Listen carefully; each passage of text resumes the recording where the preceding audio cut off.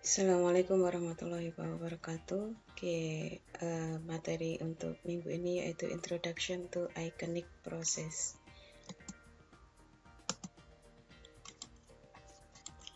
Ya, jadi sebelum kita masuk ke Iconic Process, sebelum ada Iconic Process, diawali dengan UML diagram. Jadi kalau UML diagram itu ada kurang lebih sekitar 14 diagram yang akan dibuat. Jadi ada behavioral diagram, ada structure diagram, di mana nanti yang akan terbuat ada kelas diagram, komponen diagram, deployment diagram, ada use case diagram, dan seterusnya.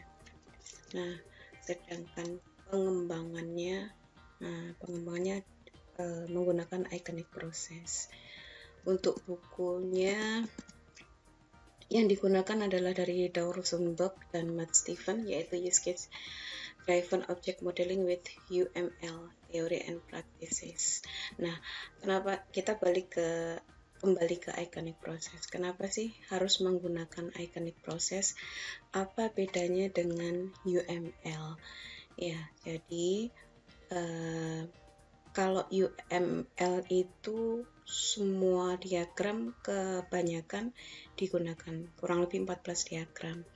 Nah, oleh Rosenberg tadi dan Stephen tadi dipersingkat prosesnya menjadi 4 dari 14 diagram UML itu yang diambil hanya 4 diagram, yaitu ada use case diagram, ada sequence diagram, ada class diagram ya. Nah, selanjutnya yaitu nanti bisa dibaca sendiri. Jadi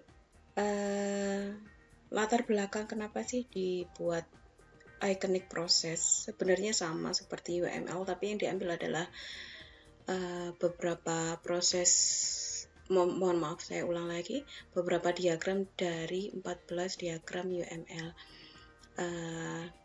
Alasannya kenapa gitu loh. Kalau misalkan secara teori memang semua diagram yang ada di UML itu memang dibutuhkan. Jadi memang kebutuhan dari dokumentasi sebuah sistem itu memang dibutuhkan ya, secara teori, tapi kenyataan di lapangan berbeda ya. Jadi kalau di lapangan itu pimpinan itu atau pimpinan proyek itu pinginnya langsung ke code aja, langsung eksekusi saja. Jadi tidak perlu diagram ini, diagram itu, yang penting langsung saja. Nah, ini gambaran bagaimana kendala antara analis dan programmer. Nah, kalau analis itu menggambarkan sesuatu itu secara abstrak ya, terus teknologinya bebas ya, terus menggunakan use case. Nah, sedangkan programmer tersebut membaca gambaran dari analis tersebut itu secara vague atau ragu-ragu ya, terus use case yang dibuat dari analis tersebut itu ragu-ragu. Nah, ini oke, langsung selanjutnya. Nah, ini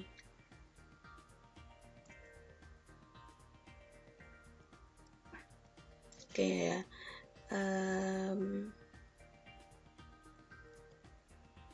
Oke, bentar. Nah, ini kita pengenalan dulu. Jadi nanti materi minggu depan itu mulai kita masuk ke tahapan-tahapannya. Jadi kita pengenalan dulu apa itu Iconic Process ya. Iconic Process itu tadi seperti yang saya jelaskan di awal, itu dia menjembatani. Sebenarnya ini tetap pakai menggunakan UML diagram sama, tapi tidak semua dari UML diagram tersebut digunakan. Jadi hanya yang ada hubungannya secara langsung gitu ya dengan code ya.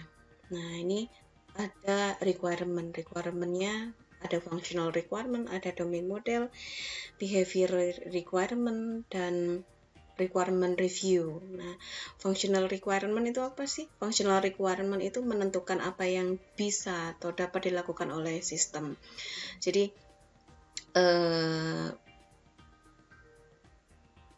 diturunkan dari, bergantung bagaimana proyek diatur, persyaratan fungsional atau persyaratan akan diturunkan dari atas, jadi dari customer atau dari analis bisnis tadi.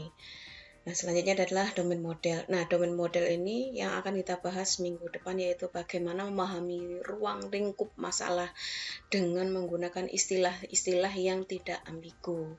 Dan yang selanjutnya adalah behavioral requirement dan requirement review. Ada lagi? Analysis atau preliminary design. Nah, yang selanjutnya adalah membuat robustness analysis, di mana nanti ini adalah jembatan antara objek itu. Nanti kita juga akan menulis ulang menggunakan use case tag, atau dengan bahasa lain menggunakan use case description. Oke. Yang selanjutnya ada detail design yang nanti akan digambarkan menggunakan sequence diagram. Oke, selanjutnya ini tahapan implementasi, yaitu sudah mulai menggunakan code atau unit testing. Ada integration and scenario testing, terus juga code review and model update to prepare for the next round of development work. Nah, ini ada beberapa extension untuk iconic process, yaitu agar aplikasi tersebut itu agile itu maksudnya aplikasi itu luas dengan permasalahan yang ada. Ada extension yang dimiliki iconic, yaitu ada persona analysis, ada test driven development, dan driving test cases from analysis model. Nanti slide-nya bisa saya share, bisa dibaca sendiri ya.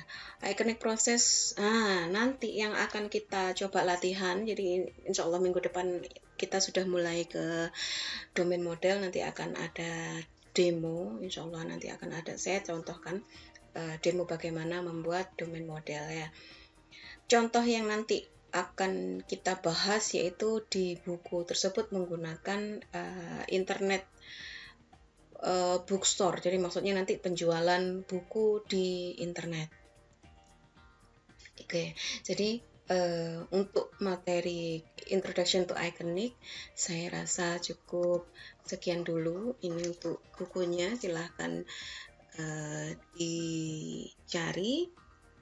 Oke, terima kasih untuk minggu ini, semoga sehat semuanya. Selamat pagi, assalamualaikum warahmatullahi wabarakatuh.